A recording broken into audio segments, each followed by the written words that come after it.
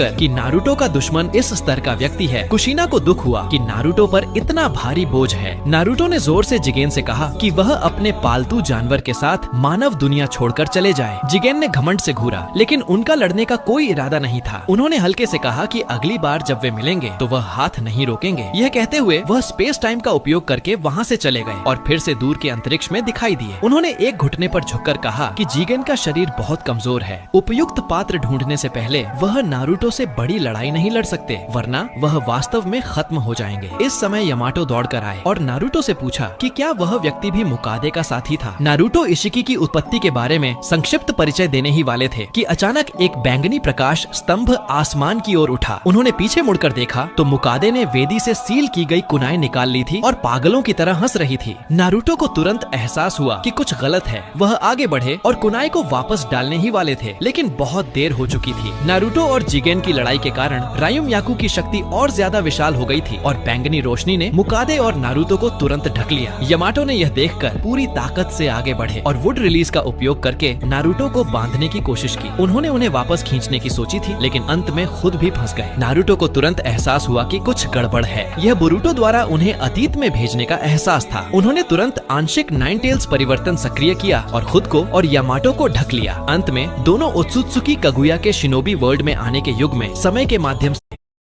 जैसे ही वह जिगेन से लड़ रहे थे, मुकादे ने मौका पाकर ड्रैगन वेन्स की सील निकाल दी। अचानक आई बैंगनी प्रकाश स्तंभ ने नारुतो और यामाटो को तुरंत ढक लिया। जब वे दोबारा जागे तो वे हर जगह खेतों वाली एक विशाल भूमि पर थे। नारुतो ने यामाटो से माफी मांगी। यह इशिकी के कारण हुआ था कि उनका ध्यान भटक गया और वे यहाँ फंस गए। उनके पिछली जिंदगी के अनुभव के अनुसार यह 20 साल पहले का अतीत होना चाहिए। युवा मिनाटो से मिलने की सोचकर नारुतो थोड़े उत्साहित थे, लेकिन उन्होंने देखा कि आस पास का इलाका पिछली टाइम ट्रेवल यात्रा की तरह ऊंची ऊंची इमारतों से भरा नहीं था और यहाँ की प्राकृतिक ऊर्जा बहुत ज्यादा थी, जो मम्टी म्योबोकू के बराबर थी। तभी बड़ी संख्या में सैनिकों और ग्रामीणों ने उन दोनों को घेर लिया। सबके कपड़ों को देखकर नारुतो का दिल कांप गया। जब उन्होंने आकाश की ओर देखा तो उनकी आंखें फटी रह गईं। एक विशाल वृक्ष बादलों तक पहुँच रहा था। क्या वह गॉड ट्री नहीं है? यामाटो ने नारुतो को बेसुध देखकर पूछा। बस एक अजीब पेड़ देखकर इतनी बड़ी प्रतिक्रिया देने की क्या जरूरत है? नारुतो ने असहजता से जवाब दिया, यह शायद शिनोबी के जन्म से पहले का समय है। उन्होंने समान रूप से हैरान यामाटो को सैनिकों के घेरे से बाहर निकाला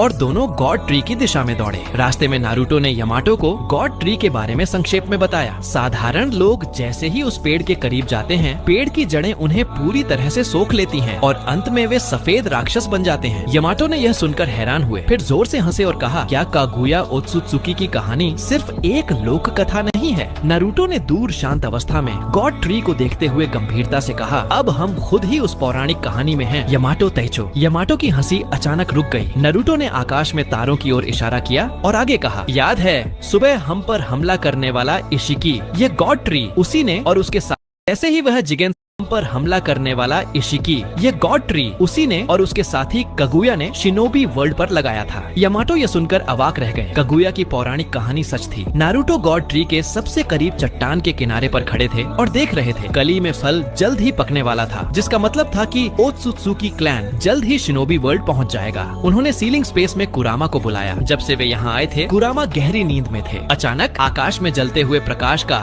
एक उल्का पिंड इस शांत रात को तोड़ता हुआ गुजरा और एक प्रकाश स्तंभ बांस के जंगल में धीरे से उतरा। नारुतो जानते थे कि यह ओत्सुत्सुकी कगुया का आगमन था। उनका दिल हल्का सा हिल गया। जब वह आगे जाकर पता लगाने वाले थे तो यामाटो ने उन्हें खींच लिया। यामाटो ने गंभीरता से कहा कि इतिहास को प्रभावित होने से रोकने के लिए उन्हें कम से कम शामिल होना चाहिए। नारुतो ने हल्के से जवाब दिया, बहुत देर हो गई है यामाटो ताइचो, जिस पल हम यहाँ आए इतिहास बदल चुका है। कगुया गॉड ट्री के पास चली गयी और ब्याकुगान का उपयोग करके गॉड ट्री के विकास की जाँच की। फल जल्द ही पकने वाला था। अचानक उन्होंने दो अवांछित मेहमानों को देखा। हालांकि नारुतो और यामाटो पहले ही छिप गए थे, लेकिन वे कगुया के ब्याकुगान से बच नहीं पाए। नारुतो ने सिक्स पाथ्स मोड को सक्रिय किया और लड़ने के लिए तैयार हो गए। उन्हें नहीं पता था कि फल खाए बिना कगुया कितनी शक्तिशाली हैं। अगर उन्हें लड़ना पड़ा तो उन्हें पहले हमला करना होगा। कगुया हवा में तैरती हुई उन दोनों को देख रही थी। इन दोनों की चक्रा इस ग्रह पर बाकी लोगों से कहीं ज्यादा थी, खासकर सुनहरे बालों वाले इस बच्चे की। उन्हें उसके शरीर पर एक जाना पहचाना एहसास क्यों था जो उनके खून से जुड़ा हुआ था, जैसे कि वह उनकी अपनी संतान हो, जबकि वह अभी भी अविवाहित थी। वह आगे बढ़ी और नारुतो के गाल को सहलाने के लिए हाथ बढ़ाया। नारुतो तुरंत सतर्क हो गए और 2 कदम पीछे हट गए। बिना फल खाए भी कागुया से एक शक्तिशाली दबाव निकल रहा था, जिससे उन्हें विवाहित चोजी की याद आ गई। तभी एक नारंगी छोटा मेंढक अचानक पानी की सतह पर दिखाई दिया। यह ग्रेट टोड सेज। जब वह आगे बढ़कर बात करने ही वाले थे तो उनके दिल में पहले कभी न महसूस किया गया तीव्र संकट का एहसास हुआ। नारुतो ने भी कागुया को दुश्मन नहीं माना, क्योंकि पर हमला करने वाले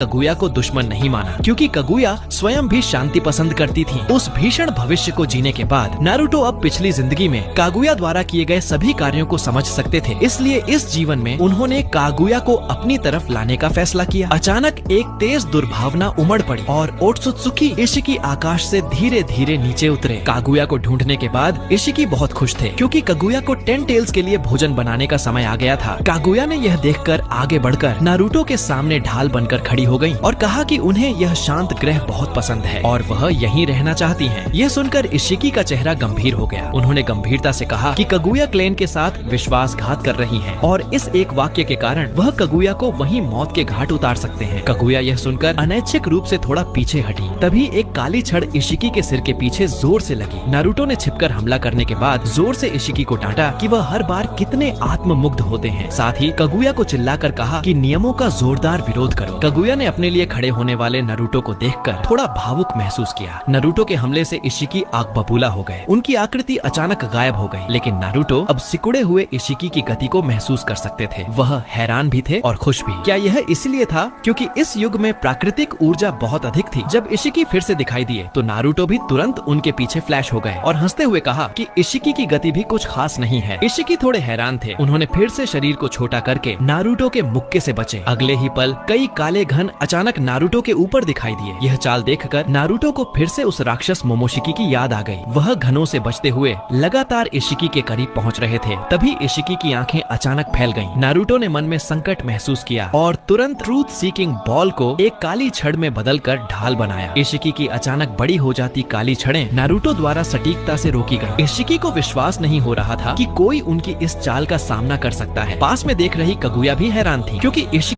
सामना कर सकता है। पास में देख रही कागुया भी हैरान थी, क्योंकि इशिकी की यह चाल आज तक कभी विफल नहीं हुई थी और वह इसी डोजुत्सु के बल पर आज इस पद पर पहुंचे थे। नारुतो ने प्रशंसा की कि इशिकी वास्तव में बहुत मजबूत हैं। किसी भी युग में मैं उनसे ज्यादा मजबूत नहीं रहा, लेकिन यहाँ अलग हो सकता है, क्योंकि यहाँ की विशाल प्राकृतिक शक्ति मेरी दोस्त है। उनके शरीर पर सेज मोड चक्रा तुरंत फट पड़ा। आसपास धुआं उठने लगा और सेज मोड चक्रा स्पष्ट रूप से उनके शरीर को ढक रहा था। इशिकी यह देखकर अनैच्छिक रूप से 2 कदम पीछे हट गए। नारुतो का शरीर हवा को चीरता हुआ इशिकी की ओर उड़ आया। कितनी तेज गति! इशिकी हैरानी में थे। उन्होंने नारुतो द्वारा फेंके गए ट्रूथ सीकिंग बॉल्स को तुरंत छोटा करके दैकोकुतेन में समाहित कर लिया। नारुतो ने ट्रूथ सीकिंग बॉल्स के सोखने की परवाह नहीं की। वह इशिकी के सामने दिखाई दिए और एक क्रोधित मुक्के से ऊपर वार किया, लेकिन इशिकी ने तुरंत अब भी सोखे गए ट्रूथ सीकिंग बॉल्स को नारुतो की ओर दाग दिया। नारुतो इस समय कमान से निकले तीर की तरह थे। वापस मुड़ने का कोई रास्ता नहीं था, लेकिन इशिकी ने उन्हें बहुत कम आंका। 2 जन्मों का अनुभव रखने वाले नारुतो के लिए ट्रूथ सीकिंग बॉल्स का उपयोग चरम सीमा पर पहुंच चुका था। ट्रूथ सीकिंग बॉल्स जैसे एक चेतना हो हवा में रुक गए। नारुतो ने तुरंत उन्हें एक भाले में बदल दिया और भाले को पकड़कर सीधे इशिकी की छाती में घोंप दिया। इशिकी को गड़बड़ी दिखी। उन्होंने भाले के आगे बढ़ने से बचने के लिए तुरंत सिकुड़ गए, लेकिन दूसरी ओर से अचानक नारुतो का शैडो क्लोन दिखाई दिया। क्लोन ने काली छड़ पकड़कर हवा में जोर से वार किया। अगले ही पल इशिकी हाथ में काली छड़ लिए नारुतो की काली छड़ को रोकते हुए दिखाई दिए। इशिकी और कागुया दोनों हैरान थे। निंजुत्सु को नहीं समझने के कारण उन्हें विश्वास करना मुश्किल था कि 2 एकदम एक जैसे नारुतो हो सकते हैं और नारुतो सटीकता से इशिकी के सिकुड़े हुए स्थान को महसूस कर सकते थे। धुआं छंटने के बाद 9 नारुतो प्रत्येक हाथ में काली छड़ लिए इशिकी को घेरे हुए थे। इशिकी ने दांत पीसे। एक मामूली नीच जीव ओत्सुत्सुकी का खून कैसे रख सकता है? उन्होंने अपना हाथ एक स्पेस टाइम गेट में डाला। स्पेस टाइम गेट के दूसरे छोर पर इशिकी द्वारा पाला गया युवा 10 टेल्स था। 10 टेल्स की चक्रा लगातार इशिकी को भेजी जा रही थी। कागुया की आंखें फैल गईं। नारुतो खतरे में है। दोस्त जैसे ही नारुतो ने बड़ी मात्रा में प्राकृतिक ऊर्जा सोखी, उन्होंने 6 पाथ्स पावर के साथ मिलकर इशिकी को अस्थायी रूप से दबा दिया। इशिकी को विश्वास नहीं हो रहा था कि नारुतो के पास इस तरह की शक्ति है। वह गुस्से में आकर डाइकोकुतेन में मौजूद सभी हथियारों को बाहर निकालने लगे। नारुतो ने अपनी कई गुना बढ़ी हुई संवेदनशीलता का उपयोग करके गोलियों की बारिश में आराम से आगे बढ़े। उन्होंने पागलपन से इशिकी का मजाक उड़ाया। तुम्हारी शक्ति भी कुछ खास नहीं है, लगता है तुम्हें हराना ज्यादा मुश्किल नहीं होगा। इशिकी को यह बर्दाश्त नहीं था कि एक निचले जीव के रूप में देखा जाने वाला व्यक्ति उनका मजाक उड़ाए। उन्होंने हाथ बढ़ाकर एक स्पेस टाइम गेट खोला, जिसके दूसरे छोर पर उनके द्वारा पाला गया युवा टेंटेल्स था। उनकी बांग स्पेस टाइम गेट से होकर लगातार 10 टेल की चक्र सोख रही थी। कुछ ही देर में इशिकी की चक्र पहले से कहीं ज्यादा विशाल और गोल हो गई। यहाँ तक कि नारुतो द्वारा किए गए घाव भी तेजी से ठीक हो गए। कागुया की आंखें फैल गईं। उन्होंने नारुतो को सावधान रहने के लिए कहा। इशिकी की अगली चाल पहले वाली से तुलनीय नहीं होगी। कागुया के नजरिए से उन्हें लगा कि नारुतो उनके लिए इशिकी से लड़ रहे हैं। अंत में इशिकी उसी रूप में बदल गए जिसमें उन्होंने पिछली जिंदगी में नारुतो से लड़ाई की थी। पुरानी दुखद यादें नारुतो के मन में आ गई और उन्होंने अपनी मुट्ठियां भींची। उन्होंने गुस्से में एक रसेन शुरिकेन केंद्रित किया और इशिकी की ओर फेंक दिया। एक विशाल सफेद तूफान फट पड़ा। नारुतो हवा में तैरते हुए इशिकी को देख रहे थे, लेकिन अगले ही पल इशिकी पूरी तरह से सुरक्षित नारुतो के सिर पर दिखाई दिए। उन्होंने हल्के से कहा, मैं कागुया को 10 टेल्स के लिए भोजन बनाने से नहीं रुकूंगा। यह कहते हुए उन्होंने एक लात से नारुतो को जमीन पर गिरा दिया। नारुतो और इशिकी के इतने बड़े पैमाने पर लड़ने को देखकर यामाटो को लगा कि उन्हें यहाँ नहीं होना चाहिए। शायद उन्हें 51 गोल्ड सिटी में जाकर कोई काम ढूंढ लेना चाहिए। इस समय इशिकी की आकृति तेजी से नीचे झुकी और फिर एक झटके में नारुतो के पेट पर जोर से मारा। नारुतो अनैच्छिक रूप से ब्याकुगान सक्रिय हो गए। धुआं छोड़ने के बाद इशिकी ने जमीन में गिरे हुए नारुतो को देखते हुए बेरुखी से कहा, एक मामूली निचला जीव भी भगवान से लड़ने की हिम्मत करता है। नारुतो मुश्किल से उठे। कुरामा यहाँ आने के बाद से गहरी नींद में थे। कुरामा की मदद के बिना उनकी शक्ति वास्तव में बहुत कम थी। उन्होंने सीलिंग स्पेस में खर्राटे लेते हुए कुरामा की ओर देखा। उन्होंने पिछले जन्म में कुरामा की रक्षा नहीं कर पाई। उन्हें खुद पर बहुत पछतावा हुआ। अगर दोबारा जन्म लेकर भी मैं अपने करीबी लोगों की रक्षा नहीं कर पाया तो पुनर्जन्म का क्या मतलब है। नारुतो ने शक्ति को पूरी तरह से उपयोग कैसे कर लिया। अब वह माँ का सामना कैसे करेगा। इस समय कागुया द्वारा छेदे गए इशिकी ने डो जुत्सु का उपयोग करने की कोशिश की, लेकिन उन्होंने पाया कि उनका पूरा शरीर हिल नहीं पा रहा था। उन्होंने चिल्लाकर कागुया से पूछा कि वह क्या कर रही हैं। भगवान के आदेश का उल्लंघन करने पर क्लैन द्वारा पीछा किया जाएगा। कागुया ने यह सुनकर ठंडे स्वर में कहा, क्या 10 टेल्स द्वारा खाया जाना पीछा किए जाने से बेहतर है। वैसे भी मुझे यह शांत ग्रह बहुत पसंद है। मैं इसे जलकर खाक होते नहीं देखना चाहती। यह कहते हुए उन्होंने योमत्सु हिरास्का का उपयोग करके जबरदस्ती इशिकी द्वारा पाले गए 10 टेल्स के अंतरिक्ष को खोला। इशिकी को पहले ही पता चल गया था कि वह क्या करने वाली हैं। उन्होंने मुश्किल से चिल्लाकर कागुया से रुकने के लिए कहा। उनकी शक्ति और खून का रिश्ता कहीं ज्यादा बेहतर है। भगवान कागुया को कभी माफ नहीं करेंगे। लेकिन कागुया ने इशिकी की चीखों को अनसुना कर दिया। उन्होंने हाथ बढ़ाकर स्पेस टाइम से 10 टेल्स को पकड़ा और उसे चक्रापिल में बदल दिया। इसे पूरा करने के बाद उन्होंने अपना हाथ इशिकी की पीठ से बाहर निकाल लिया। पल भर पहले का अहंकारी भगवान धड़ाम से गिर पड़ा। यामाटो को पसीना आ गया। उन्हें डर था कि उनके टाइम ट्रेवल के कारण ही वे दोनों आपस में लड़ने लगे। नारुतो भी हैरान थे। पिछले जन्म में अमाडो ने बताया था कि कागुया ने इशिकी पर छिपकर हमला किया था और अब उन्होंने इसे अपनी आंखों से देख लिया। शुक्र है कि इशिकी की वर्तमान तैजुत्सु ज्यादा मजबूत नहीं थी और दोजुत्सु का उपयोग भी भविष्य जितना कुशल नहीं था, वरना कागुया छिपकर हमला नहीं कर पाती। तभी कागुया अचानक तेजी से नारुतो के करीब आ गई। उन्होंने एक ही पल में अभी प्राप्त किया गया 10 टेल्स चक्रापिल नारुतो के मुंह में डाल दिया। नारुतो ने डरे हुए चेहरे के साथ पूछा कि उन्होंने उन्हें क्या खिलाया है। कागुया ने अपनी भौहें सिकोड़ते हुए कहा, पूरे 10 टेल से बनी यह दवा तुम्हारी खोई हुई शक्ति को बहाल करने में मदद करनी चाहिए। सोते हुए कुरामा को मानो कोई स्वादिष्ट चीज मिल गई हो। वह पूरे के पूरे एक गोल गेंद में फूल गए। नारुतो ने हैरान होकर सीधे पीछे की ओर गिर गए। यामाटो ने यह देखकर चिंता से नारुतो को पुकारा, लेकिन कागुया ने उन्हें चिंता न करने के लिए कहा। नारुतो के पास इशिकी से लड़ते समय जो शक्ति थी उससे वह इस चाक्रा पिल को जरूर पचा सकते हैं। इसके बाद कागुया इशिकी के पास गई, उन्हें उठाया और गॉड ट्री के विशाल मुंह में फेंक दिया। इशिकी को नुकीले दांतों ने 2 टुकड़ों में काट दिया। उन्होंने चिल्लाकर कहा कि क्लैन कागुया को नहीं छोड़ेगा। कागुया ने अनसुना कर दिया और नारुतो की ओर चल दी। इशिकी ने यह देखकर तुरंत अपने ऊपरी शरीर को छोटा कर लिया। गॉड ट्री द्वारा इशिकी के आधे शरीर को निगलने के बाद गली में सूर्य की तरह चमकता हुआ एक गोल फल बना। नारुतो ने शक्ति को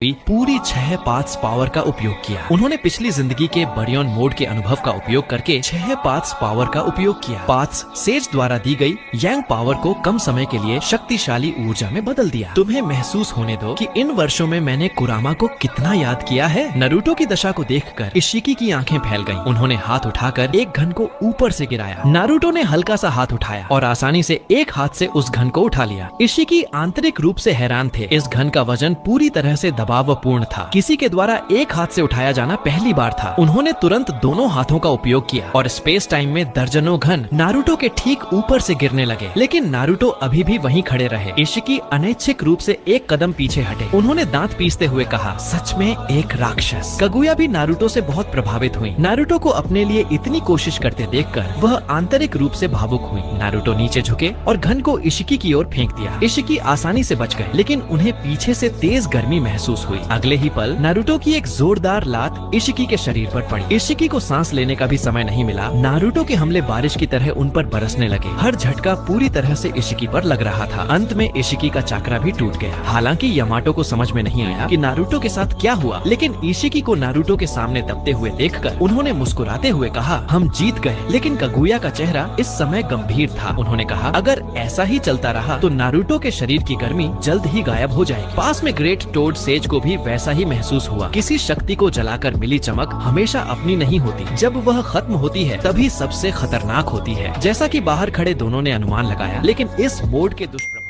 जल्द ही शुरू हो गए। पूरे शरीर में तेज दर्द के कारण नारुतो घुटनों के बल बैठ गए। उनकी हथेली पर सूर्य का निशान गायब हो चुका था। इशिकी ने आखिरकार राहत की सांस ली और ओत्सुत्सुकी की अविश्वसनीय पुनर्जनन शक्ति के कारण जीत का पलड़ा हमेशा इशिकी की तरफ झुका रहा। उनकी आंखें क्रूर थीं और उन्होंने घृणा से कहा, बस इतना ही है। उन्होंने हाथ उठाया और नारुतो के ठीक ऊपर एक घन बुलाया। यामाटो को गड़बड़ी दिखी। उन्होंने तुरंत ग्रेट फॉरेस्ट जुट्सु का उपयोग करके नारुतो को अपनी ओर खींच लिया। नारुतो ने पूरे शरीर के दर्द को सहन करते हुए मुश्किल से खड़े हुए। उन्होंने यामाटो से कहा कि उनकी परवाह न करें और तुरंत भाग जाए। यामाटो ने यह सुनकर डांटा कि वह कोनोहा के अपने जूनियर को नहीं छोड़ेंगे। तभी कगुया अचानक भावहीन चेहरे के साथ इशिकी के पीछे उतर गई। इशिकी ने यह देखकर कगुया का मजाक उड़ाया कि वह एक गिरगिट की तरह है और संरक्षक को हारते देखकर आत्मसमर्पण करने को तैयार है। हालांकि अगर राजकुमारी खुद को 10 टेल्स को खिलाने के लिए तैयार है, लेकिन अगले ही पल इशिकी का चेहरा दर्द से ऐंठ गया। कगुया की पतली और गोरी बाह ने अचानक पीछे से इशिकी को छेदा। उनकी आंखें ठंडी थीं और उन्होंने कहा कि 10 टेल्स के लिए भोजन तो इशिकी को बनना चाहिए। इस समय एक पीले रंग के अंतरिक्ष में 6 पैथ्स सेज ने आंखें खोली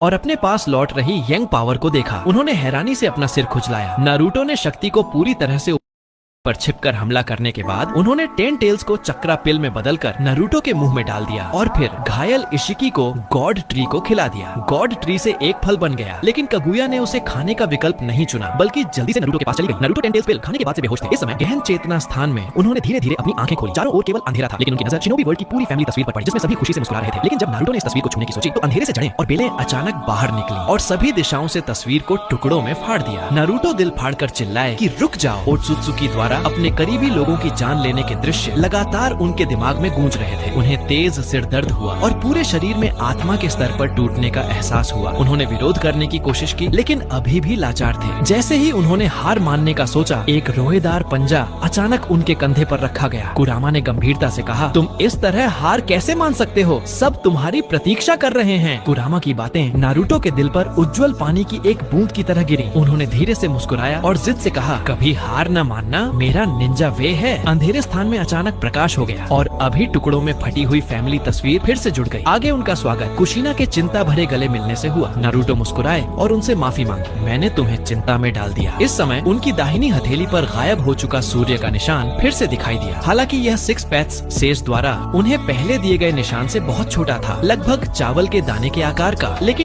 पर छिपकर हमला पहले दिए गए निशान से बहुत छोटा था, लगभग चावल के दाने के आकार का, लेकिन उनकी बाएं हाथ पर एक घुमावदार अर्धचंद्र भी दिखाई दिया। नारुतो महसूस कर सकते थे कि जैसे ही वह समय के साथ लगातार सेज मोड चाकरा को केंद्रित करते रहेंगे, वह जल्द ही अपनी पिछली सीमा को पार कर सकेंगे। मिनाटो हैरानी से चिल्लाए कि नारुतो आखिरकार 6 पाथ्स सेज के स्तर पर पहुंच गए हैं। इस समय वास्तविक दुनिया में यामाटो की हथेली में अचानक तेज दर्द हुआ। जब उन्होंने अपना हाथ पलटा तो उन्हें पसीना आ गया। उनकी हथेली पर अक्षर अचानक निन्से टेन में बदल गए। कागुया ने नारुतो को देखते हुए अपनी भौहें सिकोड़ी। उन्होंने यामाटो से कहा कि नारुतो के साथ कुछ अविश्वसनीय हो रहा है। यामाटो ने यह सुनकर राहत की सांस ली, लेकिन वह हैरान थे कि नारुतो अभी तक क्यों नहीं जागे। क्या मुझे उन्हें आर्टिफिशियल रेस्पिरेशन देना चाहिए? नारुतो ने यह बात सुनते ही तुरंत जाग गए। उन्होंने मुस्कुराते हुए यामाटो से कहा कि इसकी जरूरत नहीं है। अचानक अनगिनत बैंगनी चैक्रा लाइनों ने उन तीनों को बांध लिया। यह और कोई नहीं बल्कि मुकादे था, जो उनके साथ यहाँ आया था और आखिरकार उन्हें ढूंढ लिया था। यामाटो हिल नहीं पा रहे थे। उन्होंने चिंता से कहा कि वह पूरी तरह से मुकादे को भूल गए थे। नारुतो अभी भी कमजोर थे। 6 पाथ्स पावर को जलाने से उनकी शारीरिक क्षमता बहुत अधिक खर्च हुई थी। कागुया भी उन लाइनों से कसकर बंधी हुई थी। मुकादे ने यह देखकर उत्साह से आगे बढ़कर उन्हें फाड़ने ही वाली थी, लेकिन कागुया ने बस अपना हाथ हल्का सा हिलाया और उनके शरीर पर लिपटी हुई सभी रेशम लाइनें एक साथ कट गईं। उन्होंने हाथ उठाया और योमोत्सु हिरासाका का उपयोग करके पहले दिए गए निशान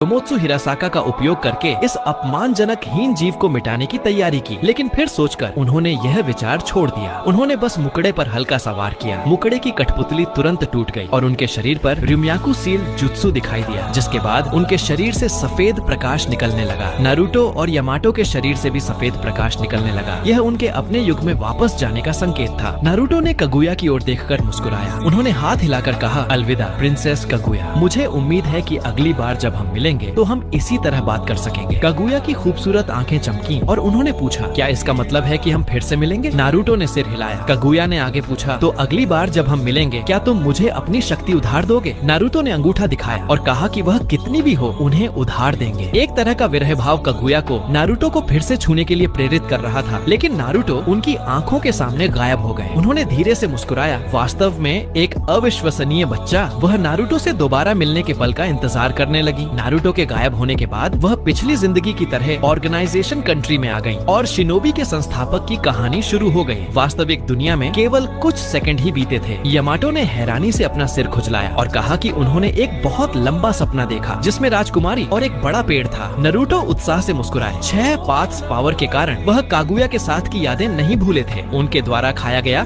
10 टेल्स चक्रा पिल लगातार ऊर्जा मुक्त कर रहा था। उनकी हथेली पर सूर्य और चंद्रमा के निशान पहले के चावल के दाने के आकार से काफी बड़े हो गए थे। इस समय अकात्सुकी के अड्डे पर टोबी और किसामे ने पेन को 9 टेल्स को पकड़ने की स्थिति के बारे में बताया। 9 टेल्स जिंचुरिकी की शक्ति वास्तव में बहुत अधिक थी और सस्के के साथ होने के कारण वे कुछ नहीं कर पा रहे थे। पेन ने यह सुनकर मन ही मन मुस्कुराया। उन्हें अपने छोटे भाई की शक्ति की ज्यादा चिंता नहीं थी। टोबी 6 पाथ्स पावर और 100 हीलिंग्स पावर से लगातार इलाज किए जाने के बाद वह अपनी डोजुत्सु और शारीरिक क्षमता दोनों में सर्वोत्तम स्थिति में वापस आ गए थे। सदस्यों में केवल हिदान और काकुजु ही कुमोगाकुरे से 8 टेल का एक टुकड़ा और 2 टेल की कुछ चक्रा वापस लाए थे। साथ ही ओबिटो द्वारा सौंपी गई 3 टेल्स की कम मात्रा में चक्रा थी। सभी ने इस चक्रा को गेडो माजो में सील कर दिया। सील करने के बाद पेन ने दिखावा करते हुए कहा, मुझे उम्मीद है कि अगली बार तुम लोग पूरी टेल्ड बीस्ट लेकर आओगे। ब्लैक जेट्सु थोड़ा दुखी था। मेरी माँ ने क्या खाया था? इस तरह से तो माँ कागुया को पुनर्जीवित करने की कोई उम्मीद नहीं है। उन्होंने एक नया सहायक ढूंढने का फैसला किया। अकात्सुकी की हालिया लगातार